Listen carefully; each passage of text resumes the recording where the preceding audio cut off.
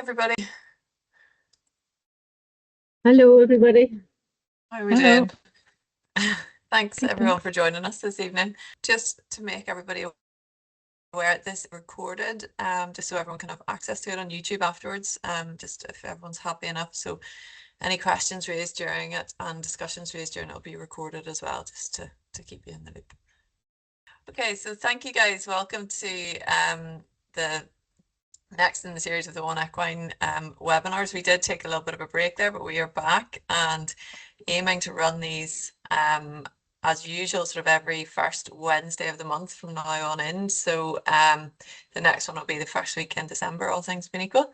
But this evening, we're really privileged to be joined by Evelyn Milne and Rachel Annan, who are here to talk to us about a project that they are working on at the moment. So a little bit of background, some of you may have met Evelyn before. She's in AHP working in the Southern Trust. And as an OT, Evelyn was eligible to complete the equine facilitated therapy postgraduate course at University of Ulster. She was part of the pilot year of that, and completed that, and then went on to run a pilot in 2021 at Narrowwater, in conjunction with Michael Boyd, so down in Warren Point, and Michael Boyd was the question partner on that one. And Evan will explain a little bit more about it, but it was a pilot looking at young adults with a forensic history, with a range of communication, sensory issues and learning disabilities, and working with them through equine therapy, with groundwork and ridden, to learn new skills, get new interest, give them some physical, social benefits, increase confidence, increase independence, all of the things that Evelyn knows a lot more about and how to do than I do. So I'm excited more about that. And this project that she's working on now is kind of the next step and extension of that initial pilot, which is really exciting. Rachel Annan, again, I'm guessing a lot of you will have come across Rachel in one way or another. Rachel works in the equine team at CAFRA. She's got huge experience in delivering equine education and training, and was involved in the postgraduate University of Ulster course as well in the delivery of that. So that's a nice link in with Evelyn. She negotiated somehow switching from in-person training to online training during COVID very well, and managed and has continued to do that, as well as the in-person training down in Enniskillen. She rides out still Andy Oliver, and has most importantly recently completed her PhD looking at thoroughbred welfare, and has developed a welfare protocol for racehorses. To have Rachel involved on the equine side of this project, to help train Evelyn's team, is really exciting, and to have the backup for kind of on that collaboration is a real huge step forward in terms of training wider AHP teams, and just really celebrating the equine partnerships as well as the health partnerships. So on that note, I'm going to hand you over to Evelyn to kind of talk you through what this current project involves, and how they're getting on. Thanks, Evelyn. Thank you so much, Molly, for that introduction. I'm delighted to be able to come along this evening just to speak about how our current equine assisted therapy project at Narrowwater came about, and to highlight how many stakeholders have been involved to enable it to happen. And it's great to see a lot of the stakeholders on tonight. And I hope I can illustrate the depth of the integrated approach to equine assisted therapy provision, and just sort of highlight my model as a way for other practitioners to go forward. Molly has given quite a wee bit of the history of how I came to be here, and through my initial participation in the AHP postgraduate course in equine facilitated therapy. Then I think we now use the term equine assisted therapy because it's been standardized across all of the services in 2019. And it's all thanks to my manager, Noreen, who's also on here tonight, I think, who encouraged me to do it. I've always loved horses, but I've very little experience around horses, and I never imagined myself as an OT working with horses. So it's at my stage in life, it's been absolutely amazing to be able to come along and talk to how what we have done to date, and hopefully what we will continue to do. As I started that course, I really saw the value of using equine intervention in my area of practice as an OT in a community forensic learning disability team. And I'm so fortunate that Noreen, my manager, is very interested in using animals and our horses within our service, and has been very supportive in driving the momentum forward. The service within the Southern Trust that I'm involved in, it has a very well-established day opportunity program outside Bestbrook, which uses animal care, which includes animal care in the program. So the staff involved in the program were already well attuned to working with animals and then with horses.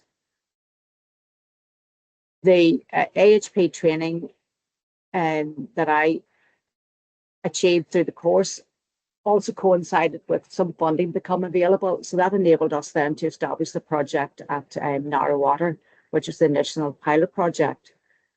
And the project was very successful in demonstrating the benefits of the equine assisted approach for therapy for our client group. So this inspired me to keep developing the intervention for our service. And it's a great opportunity, but unfortunately it can only happen whenever we have funding, because we're still not mainstreamed. But in addition, Noreen has now funding one session per week through Southern Trust funding. That enables me to work with selected clients who have difficulty engaging in our services. And I think this is going to be an integral part of the work of our team to facilitate engagement with other services. So why does the Narrow Water model work for us?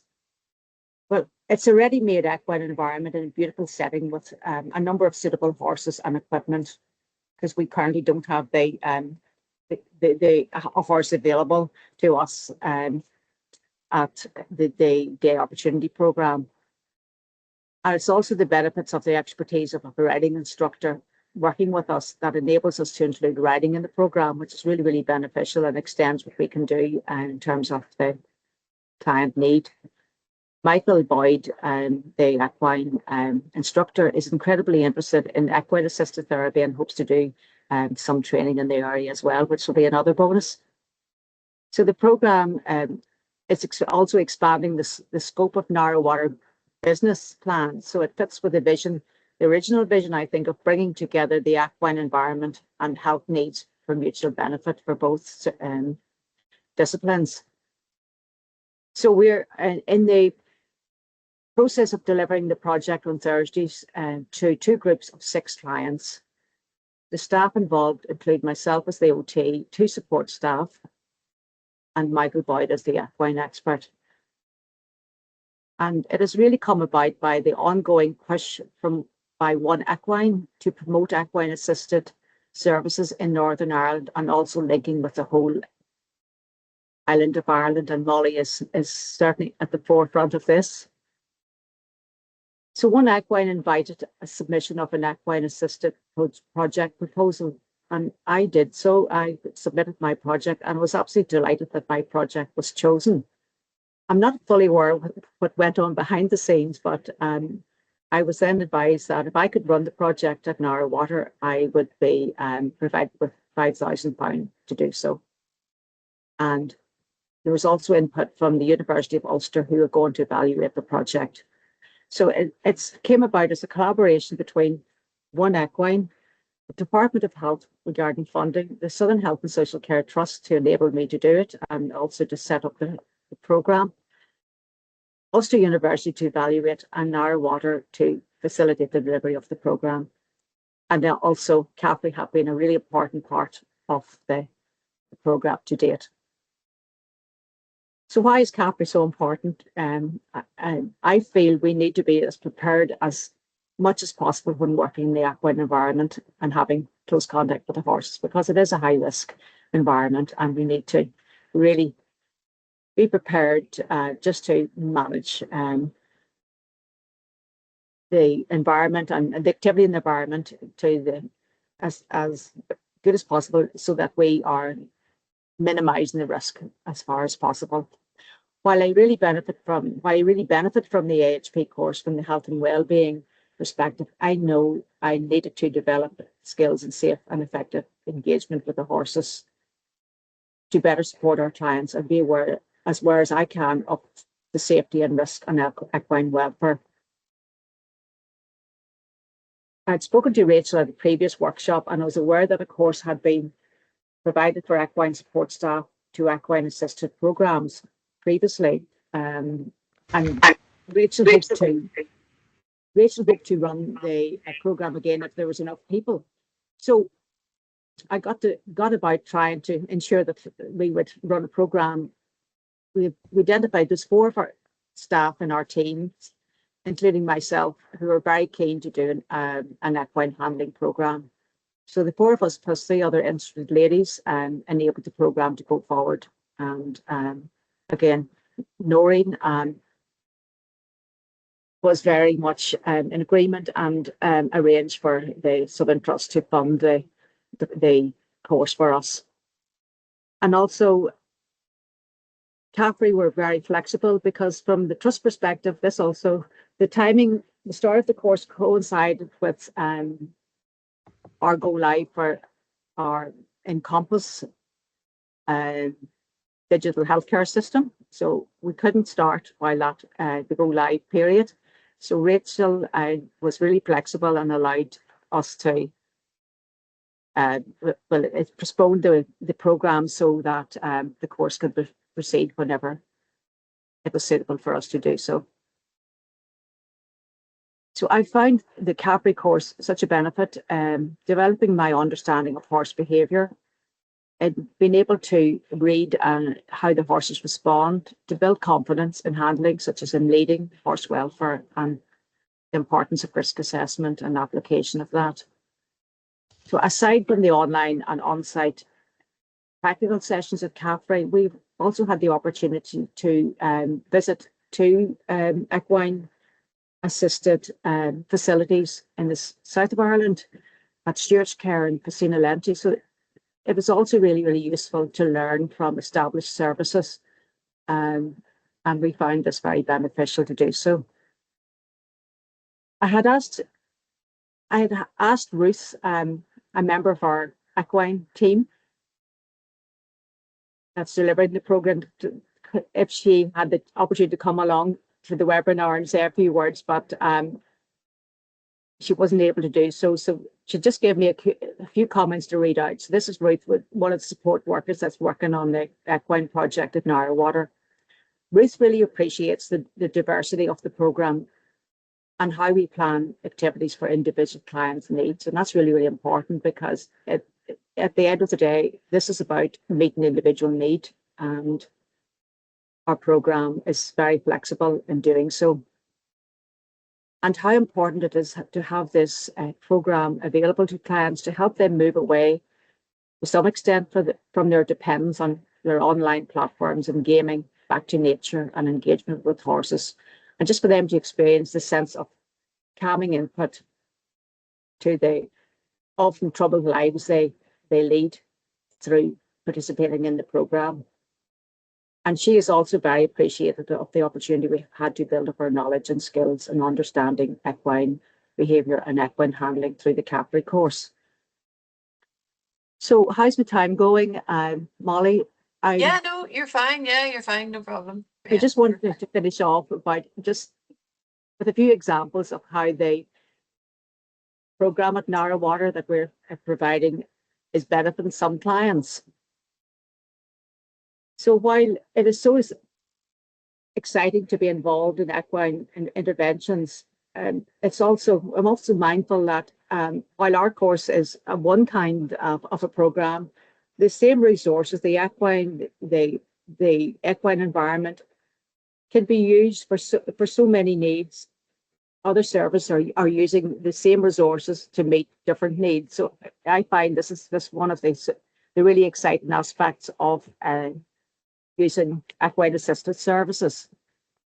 We work in the main with younger men whose struggle to establish daily positive and healthy routines and find a meaningful role in life. And for us, the equine assisted therapy we provide in our forensic setting provides significant therapeutic benefits. For example, emotional regulation, building self-esteem, social skills, providing purposeful activities, and all aiming to reduce problematic behaviours and just enable them to live more successfully in society.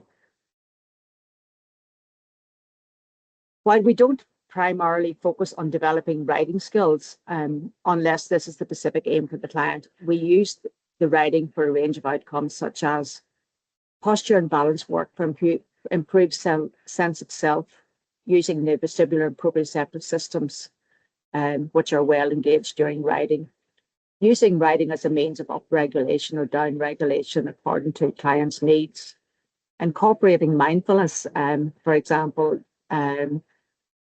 enabling the individual to tune in better to their body when they're moving on the horse and the environment around them. We need to help them become more focused on themselves and how they can find a calmer presentation. We also use leading, we use making use of obstacle courses, grooming, and stable yard work. So a couple of examples just to finish off. With one man, we're working on increasing his body awareness and understanding of how his body processes sensation, with an aim of encouraging his posture, helping him to keep his head up and keep his shoulders back during tasks. And he says he can do it much better when he's riding on a horse. There's another chap really with me and Ian working on increased self-esteem and confidence. This chap has become really tuned into his posture and how he can be more confident, walk taller, keep his shoulders back, and just improve his sense of self. And the staff in the supported living centre have been commenting on how he seems much more confident and is much more able to take the lead in tasks that he has to do in his home environment. So that's really, really good. Another chap we're working with, significant offending behaviour and offending potential, also with a high anxiety level. He's clearly benefiting from the programme. Initially, he was refusing to come near the horses. We have been supporting him to position himself beside the horse and engage with the horse's curiosity. He's also now managed to mount and do sessions on horseback. Today, we had him on a hack, and it was amazing how he was able to manage that. Some anxieties, but we worked with him during the hack, and he was so pleased with himself when he finished. So he was on the horse for about, I would say, a good 35, 40 minutes. And that from where he started, where he wouldn't come near the horses, I just thought it was amazing. In a reflective session, he was asked to consider how the programme is helping him. And then he talked about enjoying caring for the horses, through the grooming and stable yard work, and also how he had understood how important it was about not stressing the horse by his actions, about being anxious around the horse. He understood that it was important to be calm and to be able to engage in a calm way with the horse. And then the conversation went on to extending a short discussion about how he needs to care for other people by not stressing them by his actions. So it was lovely how we started with the horse and talking about not stressing the horse, but also him not stressing other people by his actions. So I just thought that was a real opportunity to give him the sense of his own issues, and how the horse helped him to get there. And I think it's potentially much more powerful doing it through the horse, so the lens of the horse, than chatting in around the table in a session. So I just thought that was amazing to get that from him. Yeah. So those are some examples. There's just one more here. Just today again, one of the one lady on the program who's quite poor personal insight of her abilities and difficulty with focused communication and receiving support and advice. So we've been working on like a mindfulness approach while she's on the horse. And as a result, she feels calmer on the horseback, and I've been able to discuss her support needs much better. So today she stated, I'm now going to cooperate with you, meaning she is now accepting of the support we have set up for her through our weekly schedule. So we were chatting about the schedule. She says, I'm now going to cooperate with you. So just an example of the communication that can come out so much more naturally when a person is on horseback.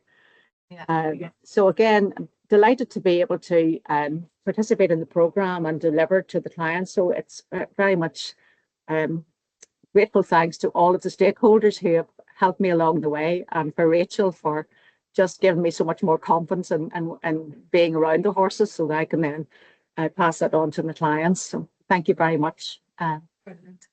Evelyn, thank you so much. Yeah, that's so powerful.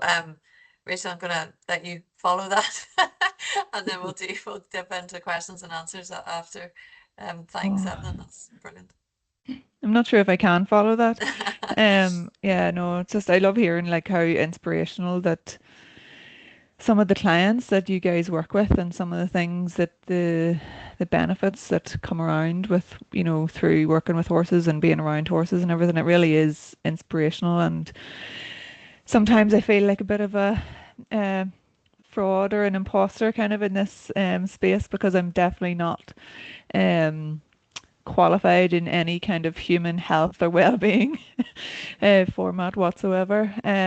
But yeah, just to give you a bit of a very sort of brief overview of the course that we are running with Evelyn and the guys. Just in case anybody doesn't know much about Caffrey. So yeah, as Molly said, my name is Rachel. Caffrey is an equine college based up in Enniskillen mostly. And is part of the Department of Agriculture. Our full-time students are all based up in Enniskillen, and they do a range of programmes there from level 2 up to honours degree basically. My role in Caffrey is looking at the industry training side of things, so not necessarily the full-time students, although I am involved a little bit. It's about providing training and events and knowledge transfer for people that are working in the equine industry basically. So that's kind of my remit. And yeah, I guess equine assisted services has been kind of obviously on our radar for quite a while. One of our kind of focuses or aims, I guess, in Caffrey is that we try as much as possible to provide accredited qualifications. So qualifications that are on the QCF, so like a framework of qualifications basically, and that just means that there's a sort of a certain amount of rigor around those in terms of assessments and things like that. And we, as much as possible, not all the time, but as much as possible, we try and provide qualifications that are kind of accredited. And I guess you guys will know pretty well from being in this space that there's actually not that many qualifications that are accredited in this space.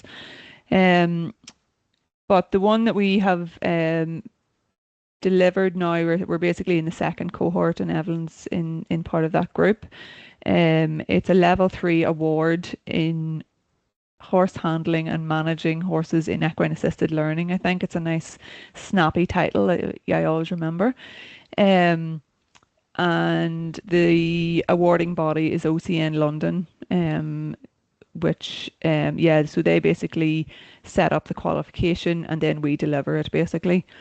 And yeah, it's basically looking at horse behaviour, horse welfare and horse handling in and around equine assisted learning and equine assisted services.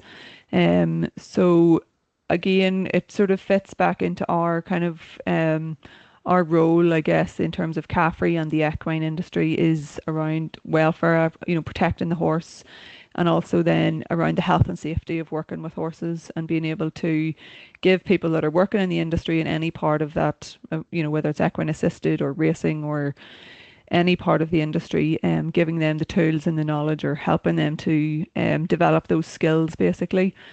But yeah, as Evelyn said, like the main kind of topics or units are around equine behaviour. So being able to identify when horses are either comfortable or not comfortable with certain sort of experiences or what's happening in a session. A little bit around training of equines for equine assisted services. A little bit around learning theory, so how horses actually learn, and then that we can obviously if we can ask them the questions in the way that they understand, it makes everything a lot more easier for them to understand and for them to basically do what we ask them to. And then around the handling, so the leading, working with the loose horse is included in it as well. And yeah, we see it very much as kind of like from the horse's point of view. We try and keep the horse front and center, even though you guys are doing like the really important work with the human clients that you work with. Um, and yeah, that's kind of an overview of the course, how we have ran it. It's obviously we've got 4 of the guys from the Southern Trust, and then we've got 3 other um, ladies. They're all ladies actually that's on the course. And from a range of different backgrounds. But everyone is obviously either are working and have other commitments, so it's really important for us for it to be as flexible as possible. So we have online sessions, 2 online sessions in the afternoon on a Monday a month, and then 1 practical session a month, and that's either then a skilling or, as Evelyn said, we have arranged some like group visits to some other places. And I think that just brings in another aspect as well. Just, as a group to go and visit some of these other places can be really helpful for all of us, myself included. Um, and yeah, there's, as I say, it is an accredited qualification, so it is, there are assessments in it, and we tried to keep the assessments as streamlined as possible because we're very aware that anybody that's working in, that's taken the course also are working, have many other commitments. So we do try to be as flexible as possible and try to keep those assessments kind of as holistic as possible and as streamlined as possible. But making sure that, that it's worthwhile for everyone on the course as well. I think that's really it in terms of an overview of it. Thank you, Rachel. It's really interesting. I was at the NEVA conference. I think you were there as well, and to hear Helen Spence talking about sort of learning theory for equines, and to see just the stuff that Evelyn's bringing up about how the recipients of the service are interacting with the horses, and how you can actually really see, probably, Evelyn, exactly what Rachel's talking about in terms of how the horses learn. And actually, when you have people coming to them with no equine experience, you sometimes get an even clearer view of that. It must be quite exciting to kind of put that theory into practice, I guess, in your sessions. Definitely, yeah, it certainly is, Molly. Yeah. Yeah. I'm gonna just before I go to questions and answers here, Rachel, just if anybody is interested in maybe following up on this and doing the course themselves, or doing another course, is there anything coming up in CAFRA, or can we send links out to people there? Yeah, well, as Evelyn sort of said, we'll run it as on demand almost kind of thing. Like if we have enough people that are interested, we'll certainly run it again. As I say, this is the second cohort. There is, it's on the website, and there should be a register your interest. I can send you that link, or Ashleen that link, to send out to people. And basically, if you are interested or would be interested in the future, yeah, if you could just register your interest, it just gives us an idea of, if there's lots of people on that list, we'll absolutely run it again, basically. So yeah, I can send you that link. Super, thank you. Right, I'm going to open it up to questions from anybody on the floor. who would like to ask the guys anything? Aisling, do you want to manage this one? See any raised hands? Yeah, absolutely. God. Nothing in the chat at the moment. No. Okay. No problem. And just having a look here at the people, if any hands up or anything. Oh, Oh, there we go. Sarah. Sarah's got one. Oh, we've got a few now. Thanks. Great. Okay. Kathy. Sarah, do you want to go ahead there? Yeah, thank you so much. That was really interesting. I maybe missed it at the start, but what are the plans with the pilot? Is it going to be rolled out to other services or within your own service, Evelyn? Yeah, well, it's going on at the moment because we have some funding that was made available. I mean, as long as the funding comes in, I will keep providing a program. Unfortunately, it's not mainstreamed at the moment, funding, and I know there's quite a lot of work going on in the background to try to highlight the benefits of this approach, and lobbying of where possible of people who can influence that. But as yet, we're just very much dependent on running a project whenever we have some funding made available to us. Okay. But we do have, as I mentioned, the opportunity to have a one session per week. So that's an individual session where we use it to for short bursts of intervention with people who were having difficulty engaging, and that is working. Kathy, there, did you have a question there? Sorry. Yes, I did. It's probably for Rachel. I have a psychology and equine background, but I'd be very interested in doing the level 3 accredited course. But I work Monday to Wednesday. Is it always on a Monday? No, it's not. So we again try to be as flexible as we can. So with the cohort that we get in, we would try and fit around people's schedules basically. So yeah, we would try to look. Obviously, we can't suit absolutely everybody kind of thing, but if we will try our best basically to fit the group as much as possible. So yeah, if you are interested in it, definitely register your interests, and even I think there's even a wee comment box in that, and maybe just say that you do work Mondays and Wednesdays or whatever. Realistically, it's probably if we get enough people, we'll certainly run it again, but it definitely would be like it'll be next year at some stage probably. But yeah, we basically would try to be as flexible to fit as many, to suit as many people as possible. And what is the duration and cost of the course? It's about 6 months. So it's 6 months, and that's two online sessions and one practical. So that's kind of like, face-to-face time, and then you'd obviously have some time to do your assessments as well. The cost, I think off the very top of my head, is just give me 1 second actually. There's no bother. Yeah. I think it's £230 or something. Evelyn, can you remember? You're right, Rachel. It's 230. Yeah. Thanks, Laura. That's so really, that's, really good. That's yeah, really good no, it for a is. 6-month course.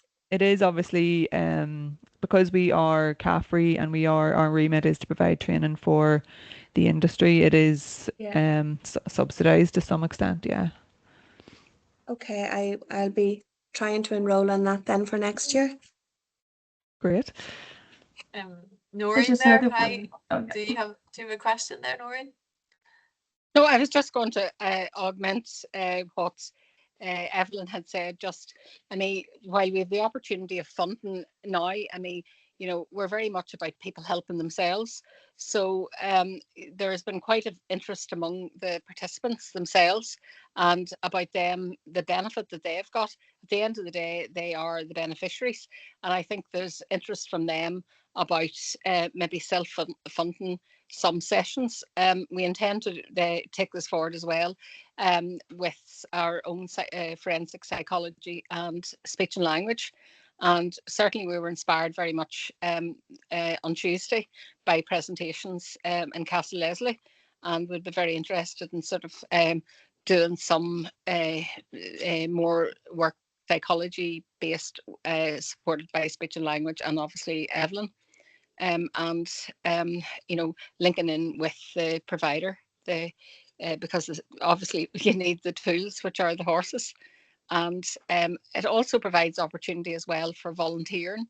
That very often people with a learning disability, and certainly those with a forensic history, are marginalised very much in society, and that sort of creates recidivism. Whereas if we can show them something positive, which every participant on the course, and some were very reluctant to join, but they very much have benefited from it, and they see the benefit. And I think there's a lot more we can do, and hopefully with support of Lorraine Conlon and One Equine, we can sort of further develop and take a pilot further with the support of the Southern Trust into new dimensions. Oh, absolutely. Indeed, Noreen, there is actually one of our clients self-funding. He came on the one-to-one sessions, and he one of my examples, but it just didn't take time to go through them all. He got too heavy to ride, so we did a lot of leading, and he really had a bit difficulty mucking out stables, but he took to it, and he improved and improved. So now he's going, and he's enjoying his leading, his engagement with the horse, but he's also practice independent now and working out the stable. He takes great pride in his work, and that's someone who really couldn't manage it without so much prompting at the start. So just an example of just that short burst of intervention that he had and one-to-one, what he's achieved, and is so interested in funding himself to keep going. And it's really fascinating to hear how, the mix of the groundwork and the written work, produce such different, but it's kind of similar outcomes, but in such different ways. And I guess it's why, although Rachel, you were saying you don't have any human health qualifications, but everything from that equine side of things, to give him the confidence to do that in a very sort of safe way, to go in and muck out stables and know confidently, Evelyn, exactly what he's doing and why he's doing it and how it needs to be done now too. All of this stuff combining together is what seems to be making this really, really work and make it really strong, which is exciting. And Noreen, it would be wonderful to get speech and language therapy involved as well, because I think on the AHP course, I think that was the one kind of element of AHPs that wasn't maybe represented in the postgrad course. So it'd be super to get to kind of expand this out, and maybe get some speech and language therapists involved and excited about it. We have an excellent speech and language therapist on the forensic team. It just so happens that she was on maternity leave just at the point, but she's back in a couple of weeks, and we have board with her, getting involved. So we definitely will. But and just speaking to forensic psychology, just after Castle Leslie, and the other model, other things that are working, we can make it more than just, we can make it multi-dimensional, Absolutely. and Evelyn, we have day opportunity staff that provide the service, 6 days a week, because we have a registered farm at the Ark in Bestbrook and a range of animals. One we had was a horse, and unfortunately he had taken ill. It was an elderly horse and had to be put down. And the impact of that on the service users in the Ark, we've actually had to bring psychology in to help them with the grief for some of them of overcoming that. So we're just in the looking to replace the horse as well, that we can continue work and day opportunities, because certainly it was good that Caffrey was able to widen the course to social care staff, for very often they're the people that are lying with the hard end of the clients on a daily basis, and to be able to sort of give them the skill set to actually use the techniques. They've been they've thought the Caffrey course has been fabulous for them, and very as has been said, it has been flexible, and it sort of works with them and where they're at and the type of learning, and seeing other examples. It has been an excellent course. I would highly recommend it, and I know some of the staff were on here. They would be the same. I'm sure that'll show up in Yeah. Just on that, Joe Charlton there, Joe, sorry, just go back to your question. Is the CAFRA course open to all or only AHPs and health professionals? Rachel, do you want to? Yeah, no, it's open to everybody basically. The entry requirements are that you have to be 19 and have some horse handling experience or have some kind of experience with horses. But yeah, no, there's no other entry requirements. Brilliant. And Kathy there, Kathy Quinn, around the emotional trauma course. And yeah, so I think Aisling, if you could follow up with Kathy there, and we can see just about putting you, we can get you kind of involved through One Equine and see what kind of contacts would be the best people to kind of put you in touch with there. That's no problem at all. Aisling, are there any more questions there? Can you see? So I'm flipping between screens. I think you've just covered them all there.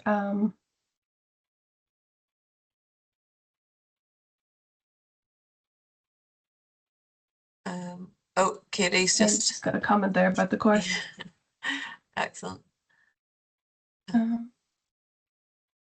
Brilliant. I just wanted to touch base, I guess, around a little bit on the evaluation of it. So Evelyn, you mentioned that University of Ulster are doing an evaluation, and also that you'd had some really good feedback from the staff at the supported living centres, and when the recipients are maybe going back there. And is there a plan in the evaluation to kind of link all that up, or what way is it going to work? Can you share that? Or yeah, well, the evaluator is an occupational therapist, and she suggested using a MoHost evaluation tool. So we have completed that at the start of the program, and we will then redo it at the end of the program. So her plan is to take both sets of data and analyze, where the improvements have been.